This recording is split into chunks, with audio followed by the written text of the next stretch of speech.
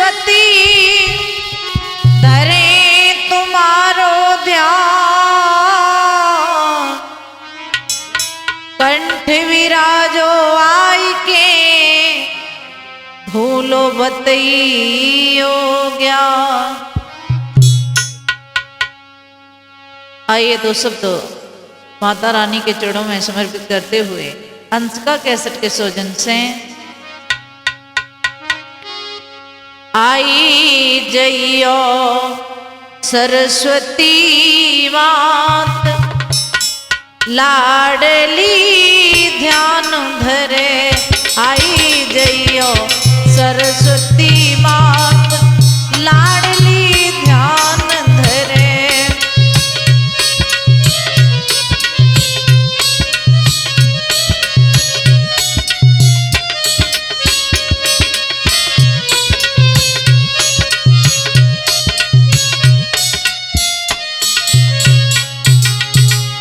हे माँ आई जइयो सरस्वती मात, लाडली ध्यान धरे। आई जइयो सरस्वती मात, लाडली ध्यान धरे।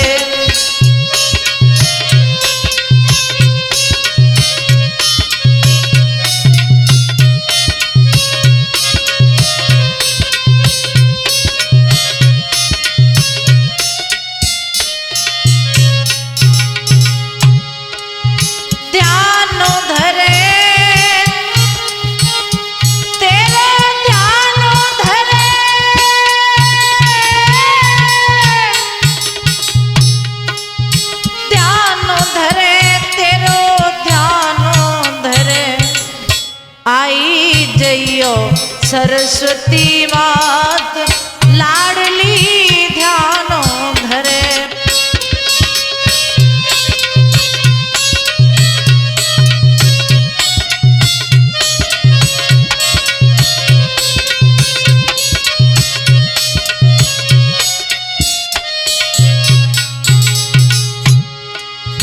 कंठ बैठी मां करो सहाई,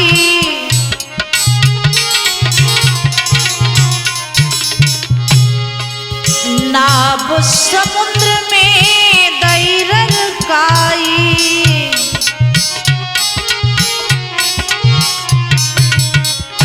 अब बल्ली ले ले ओ हाथ, अब बल्ली ले ले ओ हाथ, लाडली ध्यान धरे। आई जइयो सरस्वती मात, लाडली ध्यान धरे।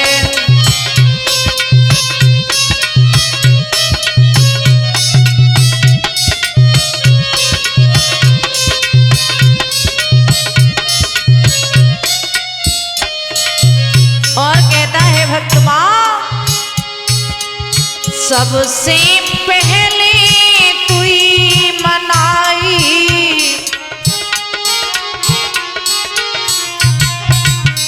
तेरी कृपा ज्ञान सुर पाई।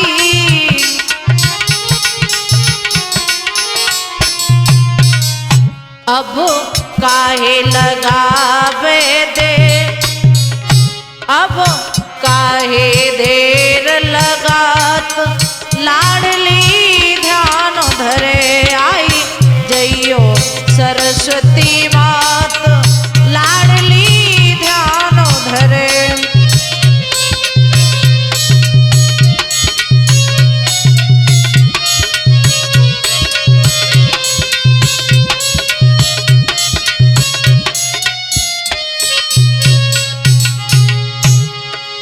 सरिता जी ने कलम चलाई,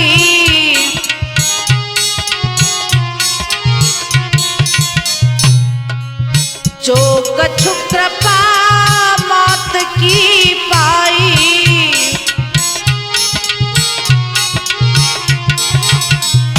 बीड़ा बादिनी है मात, लाडली ध्यान धरे। आई जइयो सरस्वती मात, लाडली ध्यान धरे।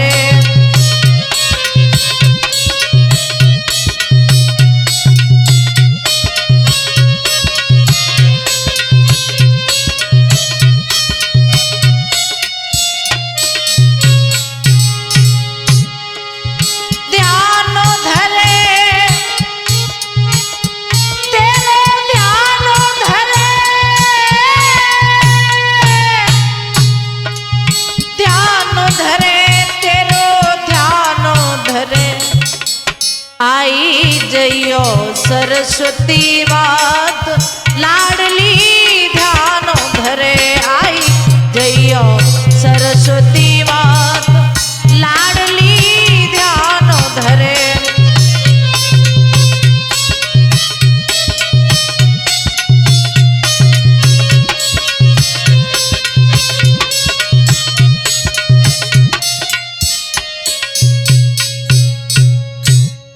आदरे समझ श्रोत बंधु, आदर के बाद बुजुर्ग सीतांश जैसी भूम को पवित्र करने वाली हमारी माता शक्ति, आज मैं अंशिका कैसेट के सौजन से एक कहानी पेश करने के लिए जा रही हूं कि दामाद के धोखे बेटे का कत्ल कैसे हुआ। आइए दौलत के पीछे किस प्रकार से और दामाद के धोखे पिता ने और अपने बेटे को बलि चढ़ा दिया।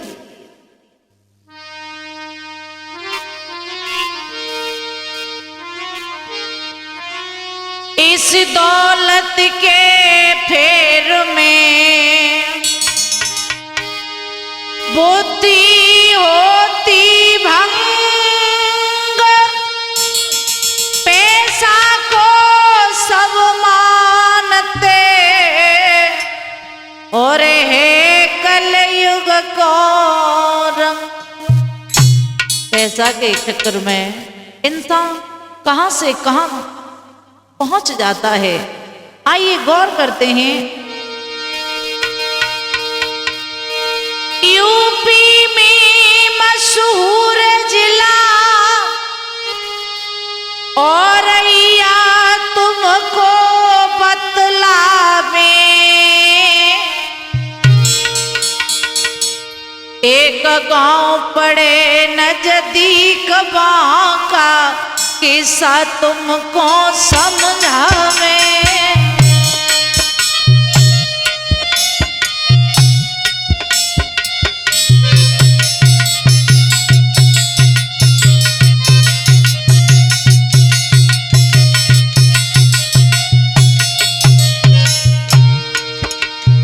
यूपी के अंदर एक जिला औरैया पड़ता है।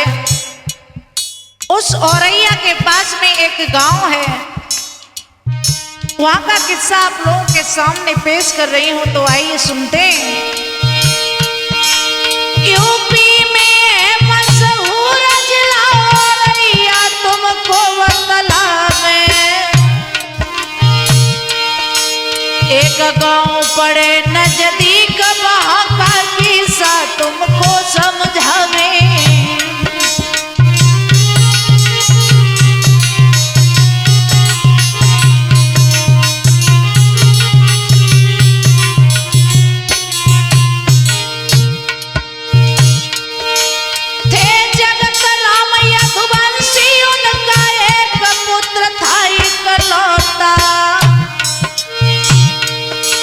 चौथे वन में माया देवी ने जाना पुत्र बोन होता।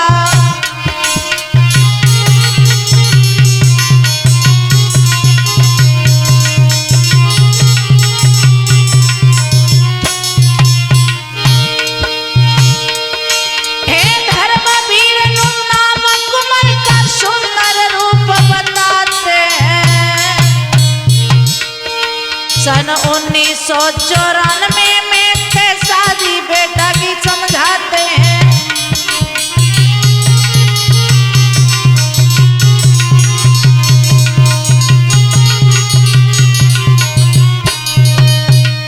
मेरे भैया औरैया के जगत से ही एक यदुवंशी थे। उनकी पत्नी का नाम था माया देवी। उनके घर में एक पुत्र है जिसका नाम है धर्मवीर। धीरे धीरे बेटा कुछ समझदार हुआ। अब तो धर्मवीर के आंगन में शादियां आने लगी, और जब शादियां आने लगी तो उनके पिता जगत राम ने अपने बेटे का रिश्ता तय कर लिया। और जब बेटे का रिश्ता तय कर लिया, मैया बड़ी प्रसन्न हुई है, सोच रही है कि हमारे बेटे का विवाह होगा। शादी होकर के और जब बहू आंगन में आएगी तो इस घर का हालात कुछ बदल जाएंगे। लेकिन मेरे भैया हुआ ऐसा, पुत्र पढ़ने जा रहा है लेकिन दिल में बड़ी प्रशंसा जागने लगी।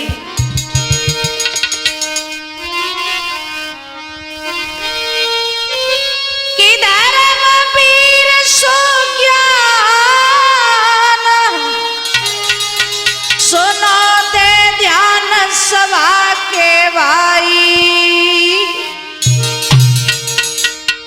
जाकी धर्म नीति की ध्वजा रे स्वर्ग में मंडराई।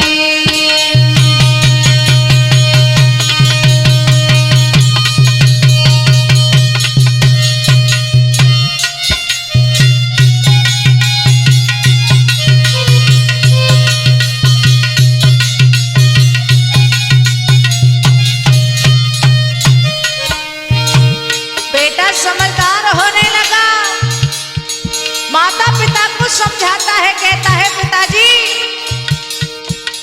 अभी मैं इंटर में पढ़ रहा हूं, इतनी औलाद मत कीजिए शादी की। ए धर्मवीर सुज्ञान सुनो दे ध्यान सभा के भाई, सभा के भाई, सभा के भाई, जाकी धर्म नीति की ध्वजा रे स्वर्ग में मंडराई, जाकी धर्म नीति की ध्वजा रे स्वर्ग में मंडराई।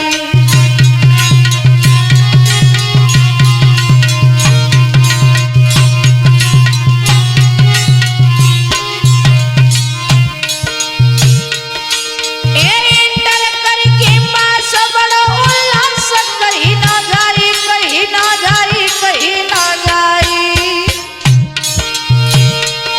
घर माता पिता बैठार के रहो है समझाई, घर माता पिता बैठार के रहो है समझाई।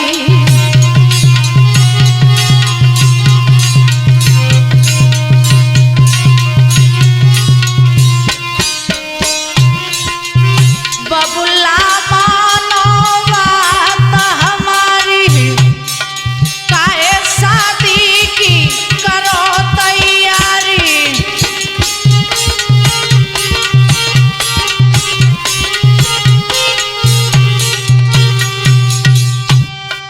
तुम्हें समझावे तुम्हारो तारी, निकट तुम मानो बात हमारी।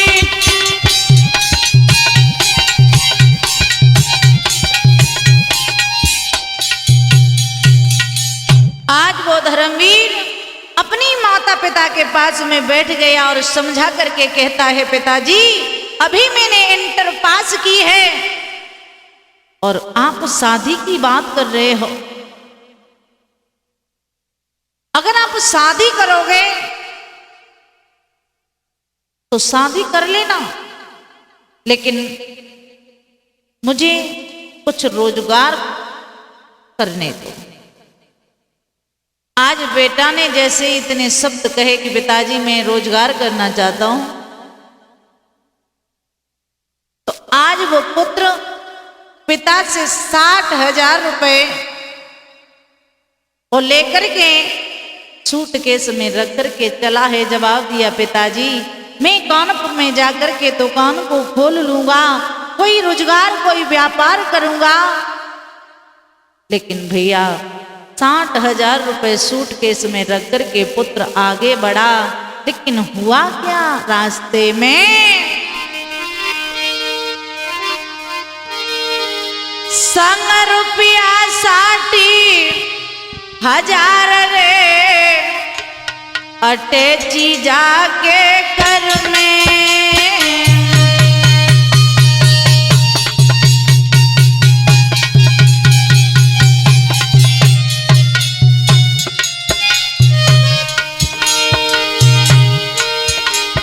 संग रुपया 60,000 रे अटैची जाके कर में,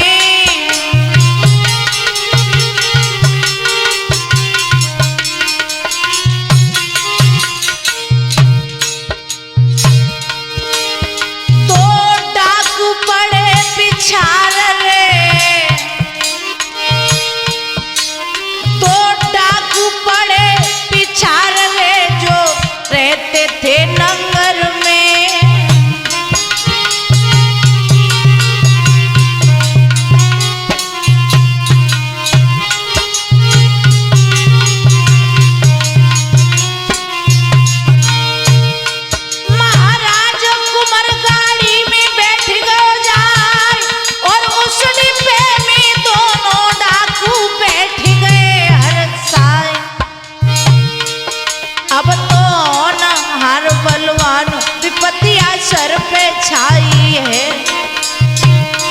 भैया होनहार बलवान विपत्तियां सर पे छाई है।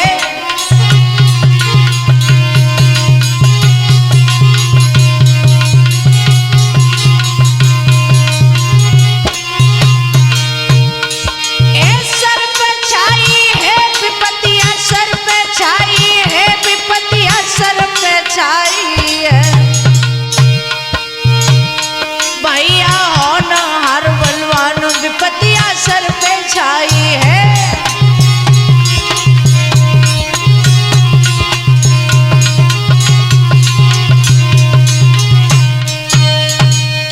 आज मेरे भैया उस पुत्र धर्मी ने 60,000 रुपए को लेकर के अटैची में रख लिया और अटैची को लेकर के पुत्र जब आगे बढ़ा है तो नगर से 2 डाकू पीछे पड़ जाते।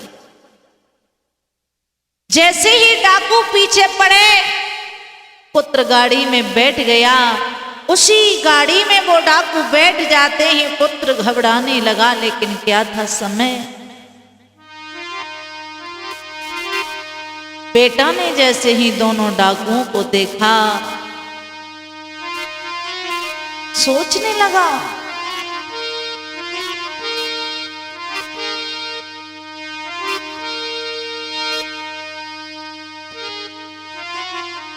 अरे डाकू दोनों देखे कुंवर ने मतो विचारो है।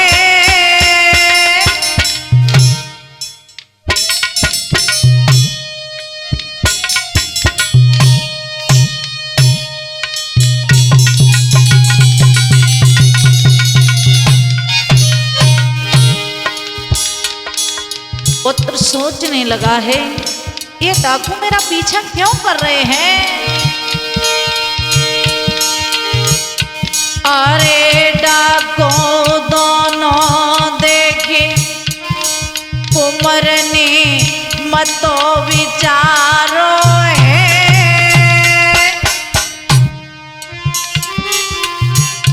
ए दीन बंधु भगवान आई गो काल हमारो है।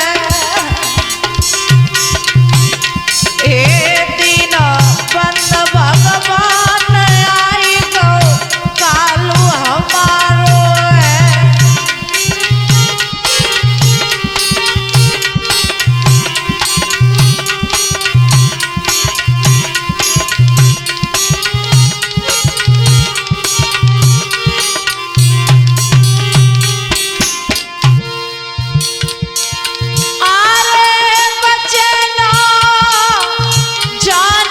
हमारी है। बेटा सोचने लगा अब ये डाकू मुझे जिंदा नहीं छोड़ेंगे। अरे बचनो जानी हमारी है। चुन्ना मुन्ना ये डाकू देवी हमें जान से मारी है।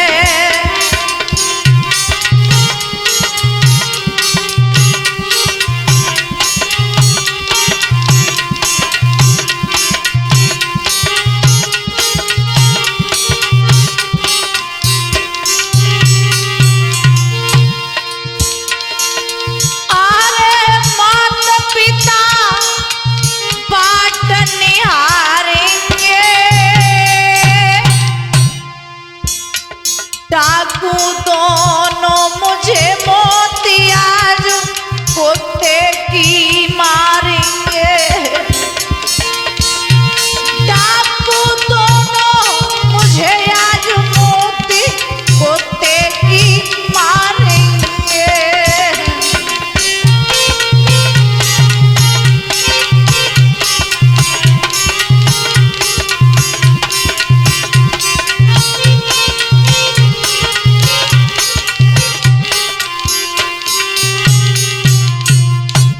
लेकिन मेरे भैया पुत्र के दिल में एक बात आई कुछ समय पहले, मेरा यहाँ से रिश्ता तय हो गया था, शादी तो नहीं हुई। दिल में विचार कर रहा है चलो मैं अपनी ससुराल के लिए चलता हूँ, शायद मेरी जान बच जाए। अरे कुंवर के मन में आई है, अरे कुंवर के मन में आई है, यहाँ पड़े पास ससुराल रुके हम वहाँ पे जाइए।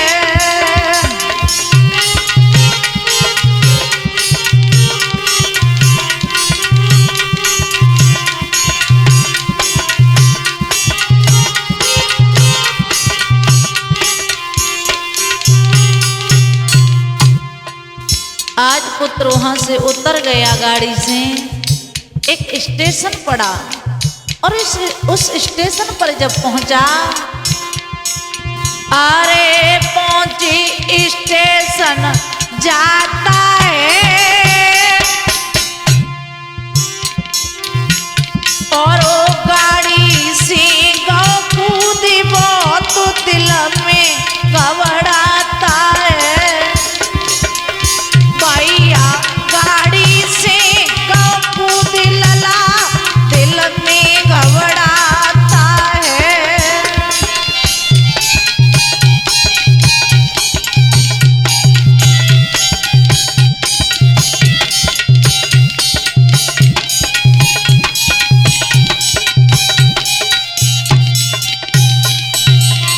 लेकिन क्या था समय,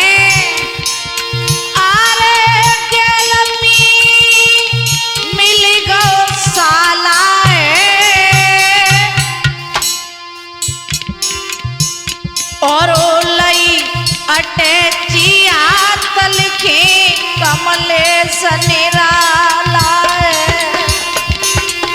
भैया लई अटैचिया तल के कमले सनिराला।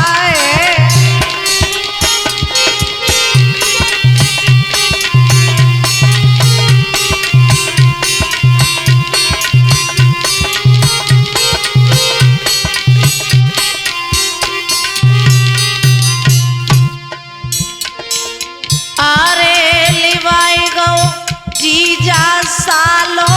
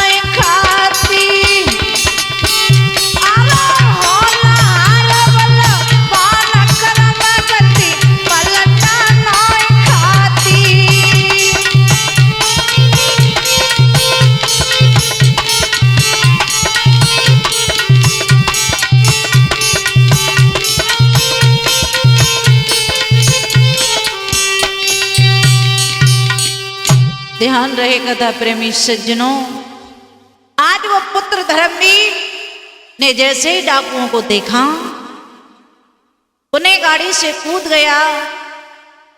पास में स्टेशन पड़ा और उस स्टेशन के पास में ताला मिल गया। तो आज वो अपनी जान बचा करके और अपनी ससुराल में जब ससुराल में पहुंचा तो धर्मवीर के ससुर ने जैसे ही देखा, आज धर्मवीर को बिठाया तो धर्मवीर ने सारा हाल बता दिया। जब सारा हाल ससुर को बताया और तब तक बड़ा साला आ गया जगदीश, छोटे साले का नाम है पप्पू। दोनों सालों ने जैसे ही अपने जीजा को देखा तो हाल पूछने लगे, जवाब दिया, जीजा जी क्यों घबराए हुए हो, आखिर बात क्या है। तो जैसे ही धर्मवीर ने सारा हाल बताया, लेकिन भैया क्या था समय, उस सूटकेस में 60,000 रुपए थे। धर्मवीर ने वो सूटकेस अपने ससुर को दे दिया। लेकिन जब 60,000 रुपयों का नाम सुना मेरे भैया, कनक कनक से 100 गुनी मद का ताधिकारी,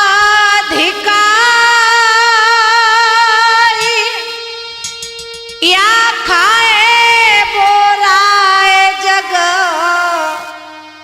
बापाए पोरा। जैसे ही अटैची में 60,000 रुपए देखे, धर्मवीर के ससुर की बुद्धि बदल गई। और जैसे ही बुद्धि बदली, आज धर्मवीर खाना खा करके सो गया। अपने बड़े पुत्र जगदीश को बुलाया और बुला करके सलाह मिलाने लगे। जवाब दिया, लाला हमने कुछ समय पहले धर्मवीर के लिए टीका 20,000 का चढ़ाया था, 40,000 हमें तुरंत फायदा हो रहा है।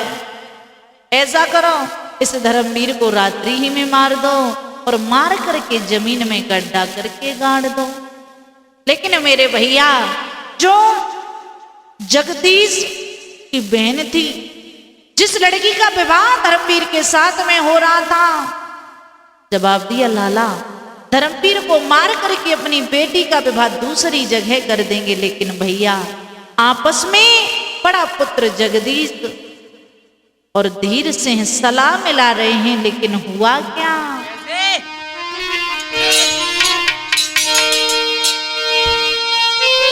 भाइयों, रात को वक्त गोरथी सख्त निसाधियारी,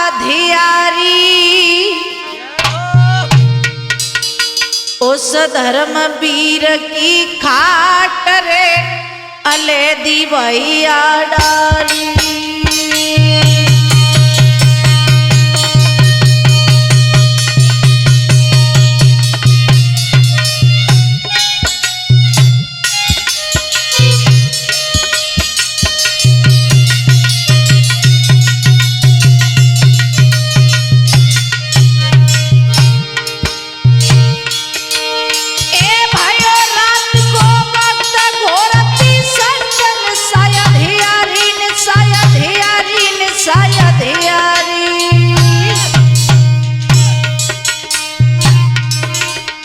धर्मवीर की खाट रे अलेती भैया डाली।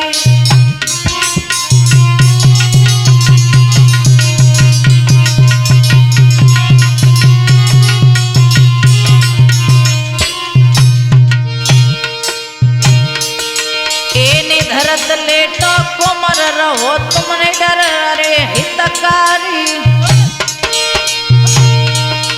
एने धरत लेटो कुमर रहो नी डर अरे हतकारी मेरे हितकारी मेरे हितकारी।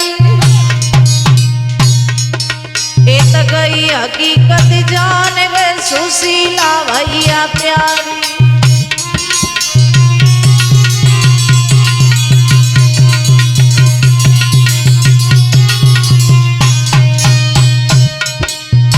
सुशीला ने जैसे ही देखा रात्रि के समय मेरे पिता और मेरे भैया क्या सलाह मिला रहे हैं, खड़ी खड़ी सुनने लगी। बिटिया सोच रही है मन में, कैसी सलाह मिले आंगन में।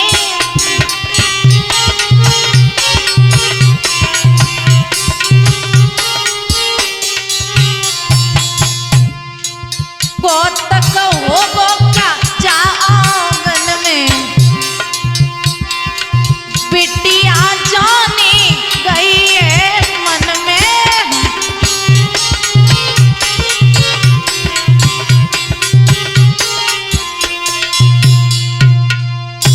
आज वो बेटी सुशीला पिता और बड़े भैया को सलाह मिलाते हुए देखा। जवाब दिया है, लाला 40,000 रुपए हमें अभी तुरंत मिल रहे हैं, तुरंत फायदा हो रहा है, 20,000 का टीका चढ़ा दिया, ऐसा करो इसे मार दो, इसे मार दो और बेटी का विवाह दूसरी जगह कर देंगे। बेटिया ने जैसे ही सुना, बेटी के दिल में चैन नहीं आई और आज वो बिटिया खिड़की को खोल करके जैसे ही आगे कदम बढ़ाया, लेकिन भैया क्या था समय, अरे चल पड़ी खोल की खिड़की।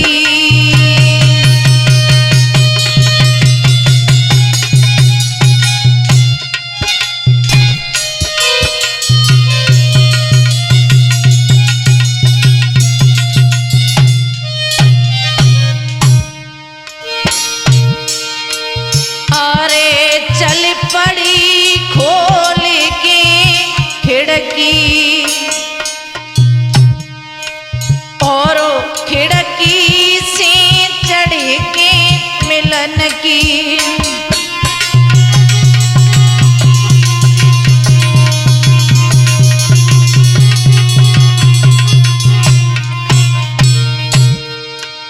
आज बेटी की आंखों से आंसू बहने लगे। ये क्या देख रही हूं मैं, अरे कछु भरी लाई दिल हिलकी हिलकी,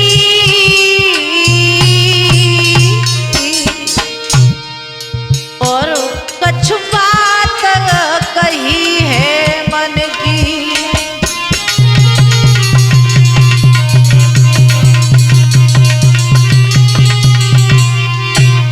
लेकिन मेरे भैया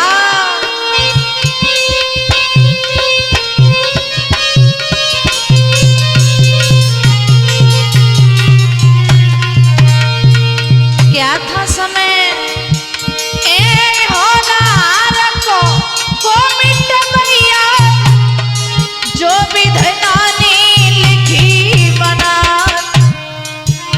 अरे इधर मुसीबत की चक्री है, जाने किन पे राम सा।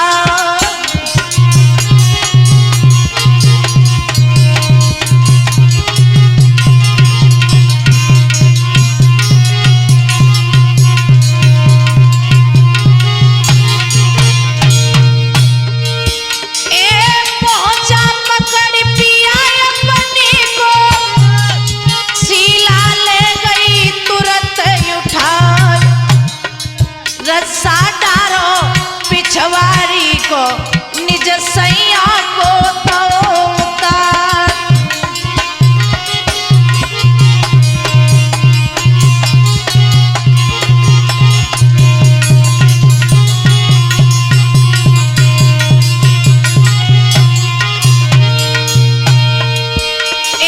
रस्सा डालो के पिछवारी को, निज दुल्हा को के तो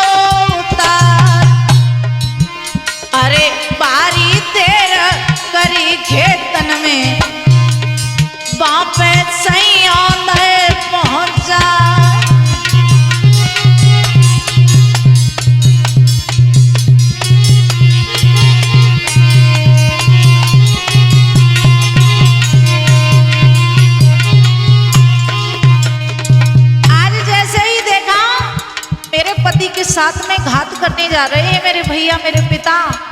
बेटिया ने आज रस्सा को लटका करके पति को छत से पार कर दिया, लेकिन भैया हुआ क्या? उलटे पैर न चली सुशीला, फिर महलन में लेटी जाए। आयो पप्पू है बरहे से, बाई खटिया पे लेटो जाए।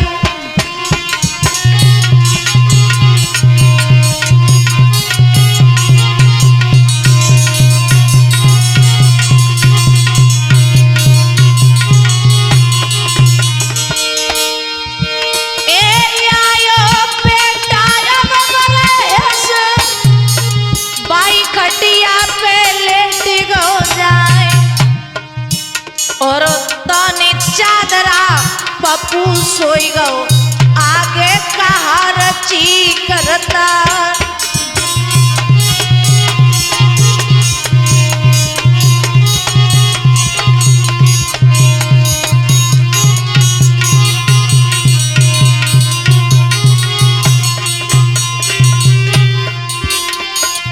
अब तो हार बलवान बुद्धि ने चक्कर खायो है। अब तो हार बलवान बुद्धि ने चक्कर खायो है।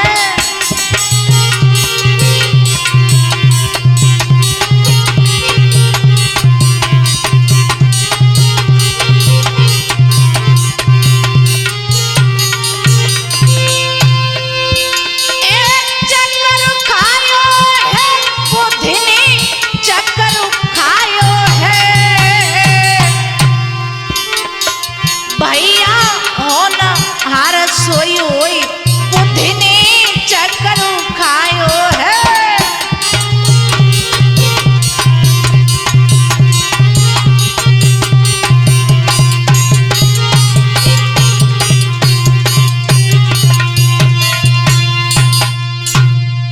आज मेरे भैया सुशीला ने ये हालत को देखा, उन्हें चारपाई से अपने पति को उठा करके खेतों में छिपा आई, और जब पति को छिपा करके अपने महलों में वापस आ जाती है, और इधर छोटा बेटा पप्पू धीर सिंह का जो छोटा पुत्र था उसी चारपाई पर आकर के और चादर को ओढ़ करके सो गया। जैसे ही चादर को ओढ़ करके सो गया, अर्धरात्रि का समय हुआ। धीर से और उनका बेटा जगदीश आज हाथ में कटारी को लेकर के चला है धर्मवीर को मारने के लिए, लेकिन भैया हुआ क्या?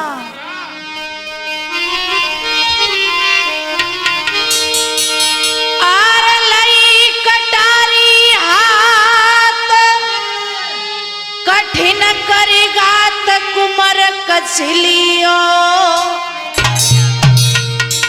तो धड़ से शीश उतारी रे ज्वाब तब भैया दियो।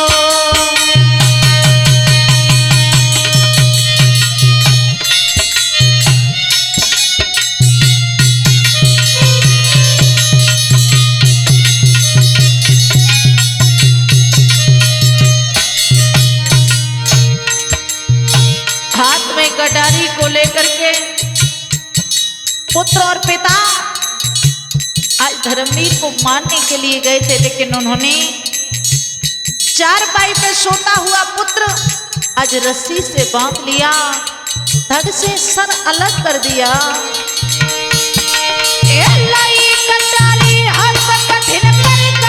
कुमार कछलियो, कुमार कछलियो, कुमार कछलियो। दाऊ धड़ से शीश उतारी रे ज्वाब तब भैया दियो। दाऊ धड़ से शीश उतारी रे ज्वाब तब भैया दियो।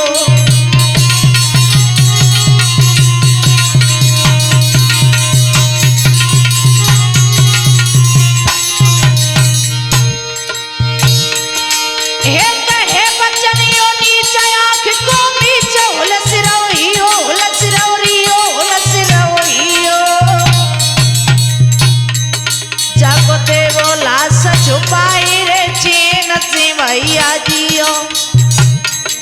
जागीते वो लाश छुपाई रे चीन से भैया जियो।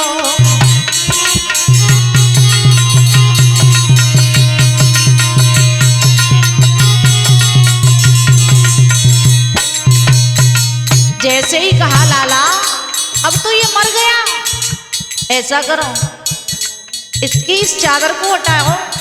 भैया चादर को जैसे ही उठाया गजब हो गया। करे दुपट्टा को अलग निहारो,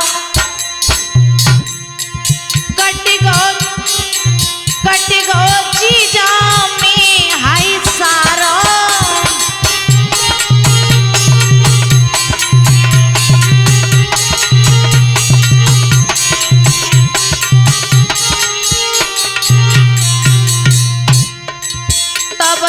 धीर से किलकारो जाने शीस घरनी पे मारो।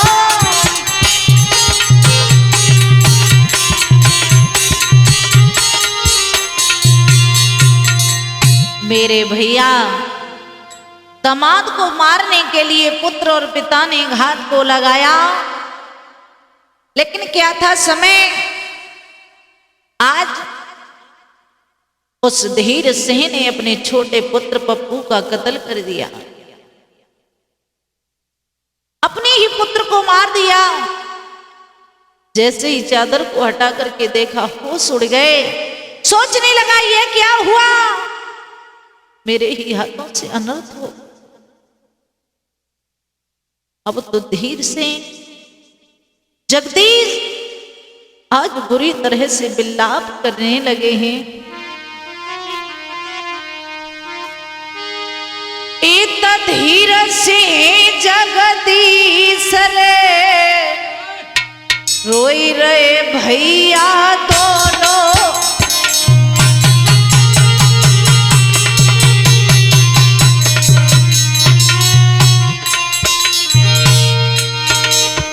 विधना ने लिखी बनाई रे,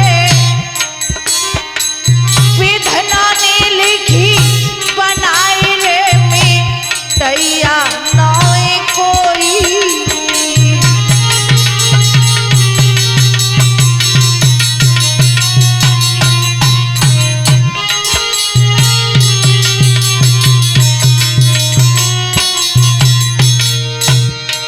महाराज किया से क्या बन बैठो केस, और रोवे छाती पीठ कर्म में क्या लिखी कमलेश।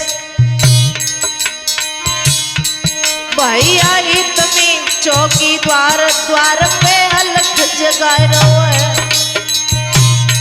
भैया इतने चौकीदार द्वार पे अलख जगाए रहो है।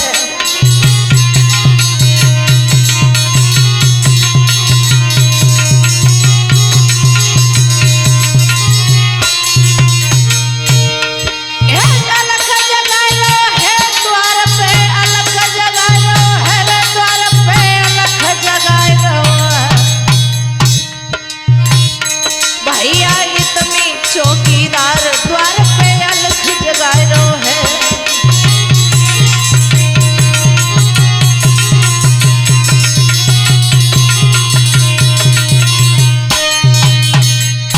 ध्यान रहे बहन भाइयों, आज जैसे ही वीर सिंह और जगदीश का गरुड़ क्रंदन सुन करके पास में एक चौकी थी, पुलिस चौकी थी, वहां से चौकीदार ने सुना तो फौरन आया, सारी जानकारी थाने में दे दी। तुरंत पुलिस आ जाती है, और जब पुलिस आ जाती है अब तो धीर से और जगदीश घबराने लगे। लेकिन क्या था समय, वहां रो रहे हैं, सोच रहे हैं ये क्या हुआ। चौकीदार ने जैसे ही ये केस निहारा उसके भी होश उड़ गए, सारा हाल पूछा। अरे चौकीदार निहार तुरंत ही थाने में आयो।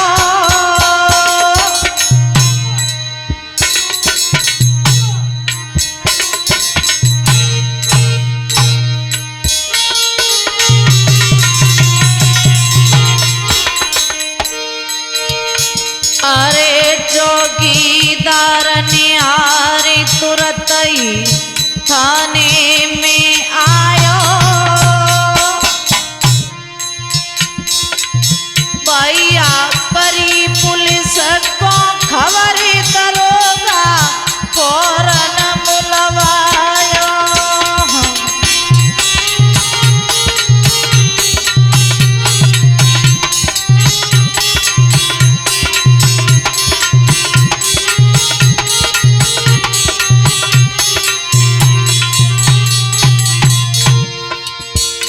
आज पुलिस की गाड़ी उस वीर सिंह के दरवाजे पर आ जाती है।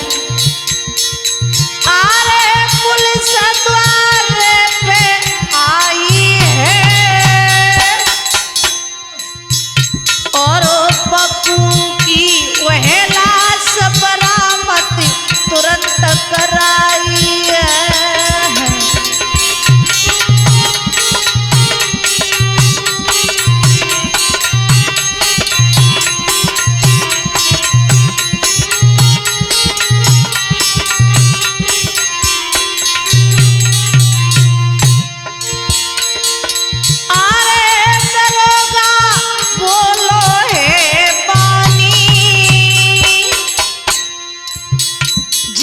घसना कैसे घटी कर समा काउनोई जानी।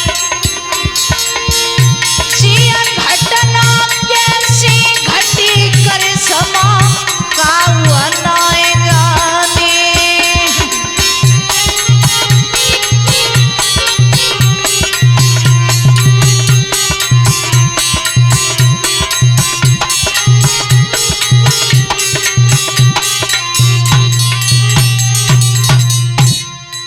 दरोगा जी पूछने लगे, इस पुत्र को कैसे किसने मारा है? बेटिया खड़ी खड़ी आंख से आंसू बह रहे हैं। बेटी को बुलाया और कहा, ला बेटी आखिर बात क्या है? अरे तुरंत शीला बुलवाई है। नैनन में भर के नीर कथा सब तई सुनाई है। नैनन में भर के नीर कथा सब रही सुनाई है।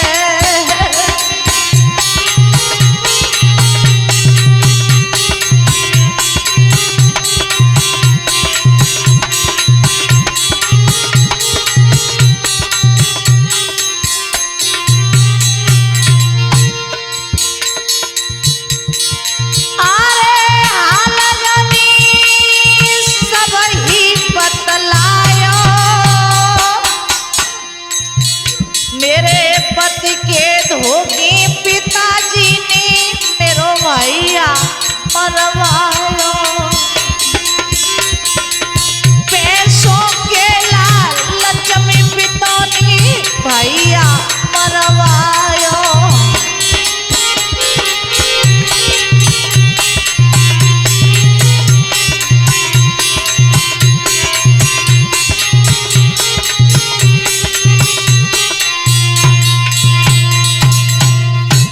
शीला हाथ जोड़ करके बोली, दरोगा जी क्या बताऊं, मेरे पिता ने मेरे पति रास्ते में दो चोर उनके पीछे पड़ गए थे, तो ससुराल में आकर के रुक गए, लेकिन उनके पास 60,000 रुपए थे। वो 60,000 रुपए की अटैची मेरे पिता को दे दी। इनकी बुद्धि बिगड़ गई, इन्होंने उन्हें मारना चाहा, लेकिन वो तो बच गए, तो मेरा भैया मार दिया। अरे पैसा के धोखे में दरोगा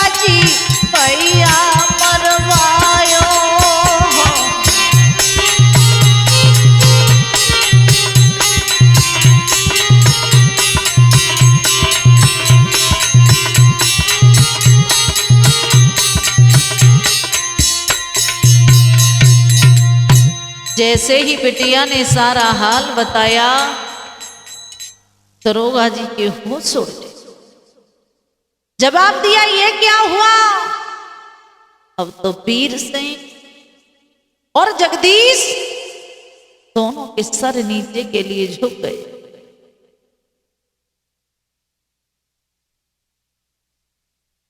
लेकिन भैया, बेटू की आंख से धारा बह रही है। सारा हाल बताया मेरे पिता ने और मेरे भैया ने। मेरे पति को मारना चाहा, लेकिन वो तो बच गए, पैसे के लालच में अपने पुत्र को खो दिया।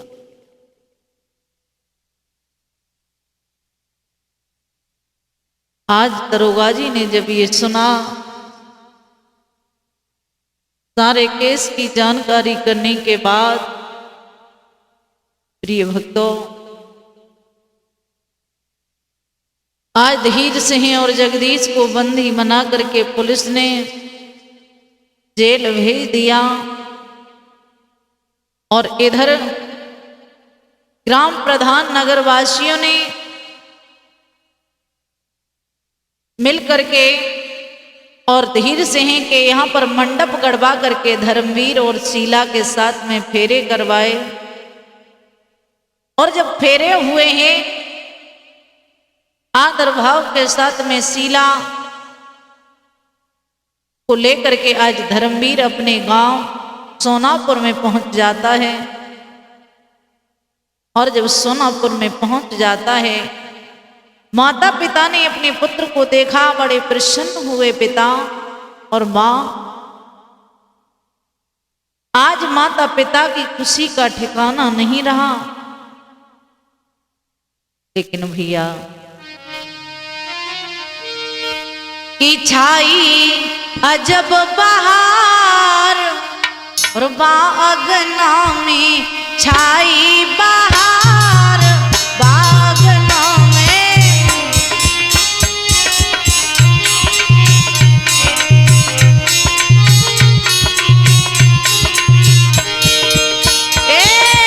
छाई बहार, बागना में छाई बहार, बागना में।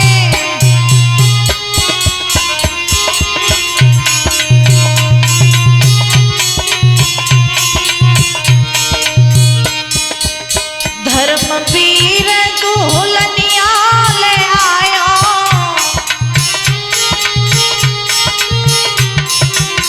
धर्मवीर दुल्हनिया ले आया।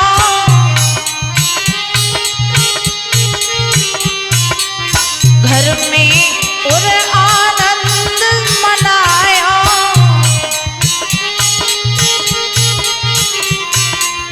हो दिल में आते मलाल, बागना में छाई बहार, बागना में।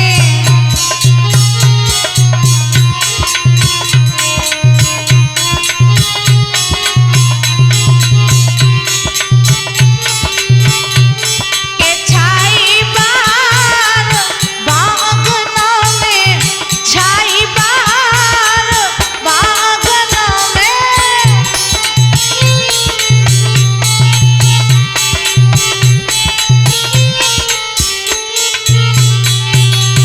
माता पिता को खुशी दिवारी,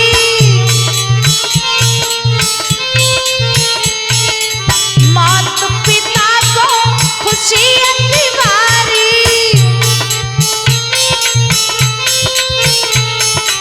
घर आई है सुंदर नारी,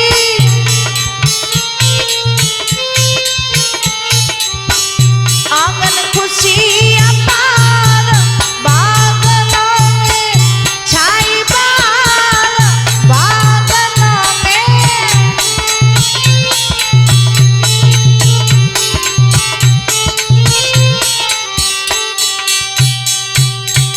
आज मेरे भैया धर्मवीर और शीला और उनका परिवार बड़े प्रेम भाव के साथ में रहने लगा और बड़े हंसी खुशी के साथ में समय व्यतीत करने लगे। और इसी तरह इस कहानी का यहीं पर अंत होता है। आगे की कहानी दूसरे वॉल्यूम में सभी भक्त श्रवण करेंगे।